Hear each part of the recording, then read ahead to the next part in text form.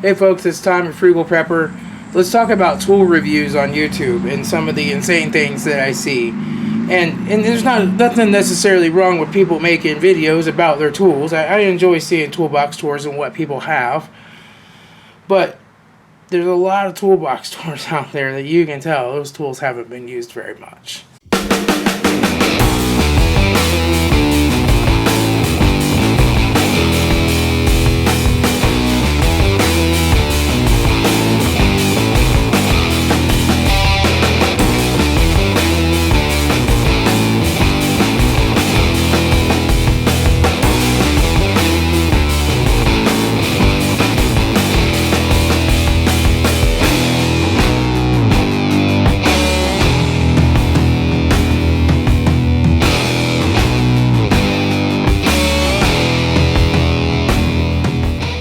So let me explain to you what I do.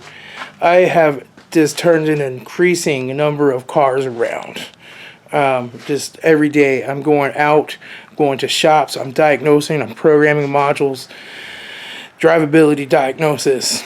I've just been on Scanner Danner Premium studying all that material and information as much as I can in my spare time, which I don't have much of. And then at home, I'm also doing brake jobs, ball joints, suspension work, you name it, I'm doing it at home. And so in the last 2.5 weeks, I've turned around 22 billable jobs. And I made $4,800 in profit off of those jobs. So that's in addition to my 8 to 5 job, right? I work an 8 to 5 job. And I do that in the evenings and weekends. I lay outside in the rain. I lay in the mud sometimes working on cars. I work on my own cars in the driveway, in the mud, in the rain. Whatever it takes, I just get it done. And I'm making money, and I'm paying off my house. We inherited our house with a small HELOC on it, and that thing's going to be paid off in 3 more months. So, but I use my tools. I use them a lot. And here's what tools look like when they're well used.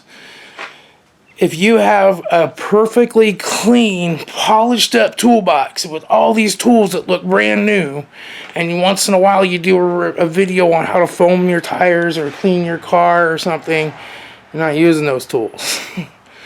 So how can you say this is such a great tool when you've used it twice, right? And so my tools aren't all Snap-on, they're not all Matco, they're a mixture of crap, but they get used. They get used a lot. So let me show you what my tools look like after 2.5 weeks of being crazy busy. So if you're stopping to polish up your tools and keep them looking like new, then you're not using your tools for what they're designed to do. Make you money, right? And, you know, as far as all the professional mechanics out there that tell me, like, oh, you have DIY tools. You know what? They go to work from 8 to 5 and work on cars. I work on cars from 5 till 2 in the morning sometimes, and all day Saturday and all day Sunday. So I don't want to hear anything about that, because they're not making that much money where they're at. I'm making more money doing it on the side, bring home pay, than they're making in 2 months probably. I can make that in 2.5, 3 weeks. So, but yeah, my DeWalt impact, it's all scratched up. It's dirty. Don't need to clean it. Don't need to wipe it down. I generally make sure a tool isn't completely covered with grease or oil, and I stick it back in the toolbox. My old sockets, they're a little rusty inside, some of them Pittsburgh. This one's actually a chrome one. You know, this is my 19 millimeter. It's worn the crap out. I've had this for 3 years. It's a Pittsburgh. It doesn't even want to stay on the impact very well anymore. I still run it. And my 17s finally wore completely out, and I got 2 new Tecton 17 millimeter sockets.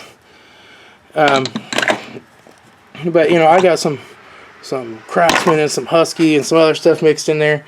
I got one Snap-on 10 millimeter. You know, but they're dirty, rusty, crusty sockets. So rocking my Duralast sockets.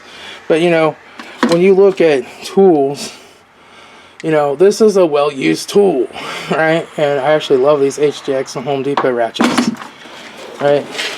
This is a well-used tool, right? And I can tell you, this ratchet is freaking awesome. If you don't own this ratchet, you should. It's freaking awesome. I have used the crap out of this thing for like 3 or 4 years now, and it's taken every bit of abuse I've given it. It's Carlisle. Recently got the short version of that guy too. And Mark Fox a long time ago sent me the 1/4" drive, which is what got me started on these. But you know what? My handles are dirty and greasy. I don't have time to stop and wipe everything down. I wipe them off if they're full of grease because I don't want to get coated in grease when I go to grab a tool. But I don't have time to stand around and polish my tools. I occasionally spray my toolbox off with a little WD-40 and wipe it down. Same thing with my screwdrivers, you know, they're dirty and they just get, you know, wiped off and thrown back in here. So this is what a well-used toolbox looks like. Now once in a while, once a year or something, I'll stop and I'll clean everything out and reorganize. But for the most part, I just want to put tools in a place where they'll go and they'll be fine. These Pittsburgh lasher long wrenches have been awesome. I've loved those wrenches. They've come in so handy on suspension work. Man, if you don't have a set of these, man, you're missing the boat. But, you know, there's my kind of junky drawer. Like brake filter, oil change stuff. Got some oil change stickers. I guess got a little bit of everything kind of goes down in here. But, you know. There's my plier drawer, man. It's like, my pliers are all filthy dirty. You know, I don't have time to stop and wipe them off and make them all clean and pretty. And I don't care if they get a little rust on them from the condensation in the winter. As long as I oil them up and they work, they're fine. Air tools, you know, I just upgraded these 3/8 air fittings. That's nice. That makes a huge difference in the power of your tool. I haven't upgraded them all yet, so I got a little adapter hose.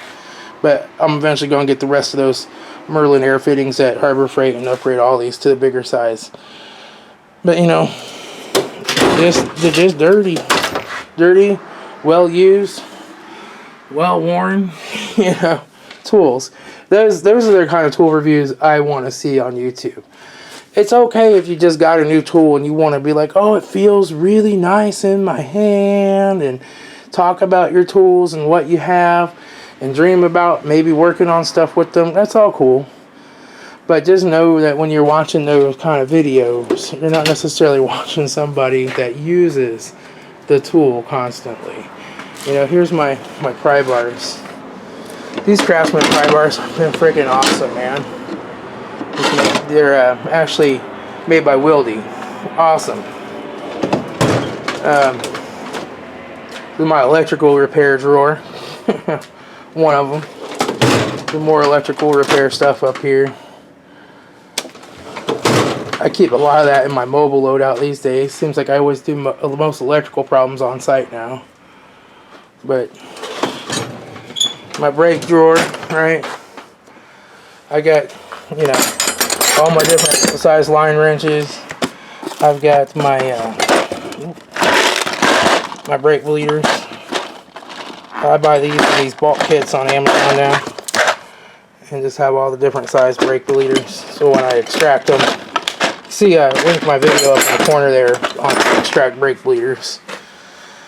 But yeah, I've got a metric flaring kit. I've got this metric flaring kit. This ISO metric bubble flaring kit. Got a double flaring kit. This is actually a snap-on. It's an old snap-on kit. Got lots of brake fittings. I got my metric brake fitting, couplers, spring compressor. I do a lot of work out of this drawer. Always keep plenty of NICOP on hand. So, I do a lot of rusty brake lines. My hammer drawer, I mean, this isn't even pulled tight. It's all messed up. It's fine. Oh, this is my pressure tester for my coolant. But yeah, Got some other stuff here.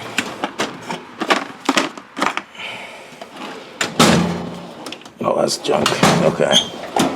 More stuff. You know, I got my Maddox ball joint press. That thing gets used. I use the crap out of this tool.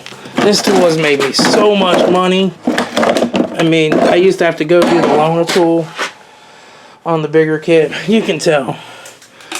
That thing's just, you know, put it away, dirty. Who cares? So, you know, I mean, I guess I see a lot of professional mechanics that have really clean toolboxes, and maybe they clean them up for YouTube. Or maybe they have a lot of time, a downtime in between jobs that they're able to clean their tools. I don't. I just barely have time to put things back where they go in between jobs. And I need to clean my garage out really bad too. It's all a mess. So that's why I'm out here right now. I don't have any cars for the next couple days right now. So I'm cleaning stuff out. Got me a new welder on clearance at Harbor Freight. Or it was a return. So got a good deal on that. And you know, there's all my extras in this little thing down here. But yeah, so that's just something. I mean, no offense to anyone that has a really clean tool collection. Like, I like your channels. I like watching your tools. But, you know, like, I look at your tools. I look at your toolbox and how clean. How there's not a grease smudge on anything. There's not a scratch on any wrench. It's all perfect chrome. And I'm like, you know what? They didn't use that tool. You know? They used it to turn a bolt or two and put it back. Like, when you use tools, you know, you gotta, you know, every tool has a hammer side. When you're under a car and you don't want to go back to your toolbox, you know, you gotta, you know, pry on things, use tools wrong sometimes, hit tools with hammers. Sometimes you have to cut tools up and make tools out of them. You know, it is how it is. And it's just about cranking the car out, getting that car done, getting it in, getting it torn down, getting it done right, testing it afterwards, and get it out to the customer, and minimizing the comebacks. Sometimes you have comebacks, and you have to take care of them, and you have to give them priority because they already paid you money, right? But, you know, you really got to minimize that and just crank them out, crank out the jobs. And I've raised my labor rates from generally I was charging 50 to 75. Now I'm charging 75 to 100 depending on the job. And I'm actually gotten busier since I did that. So anyway, that's all I got. I'll talk to y'all later. This is Tom, your frugal prepper.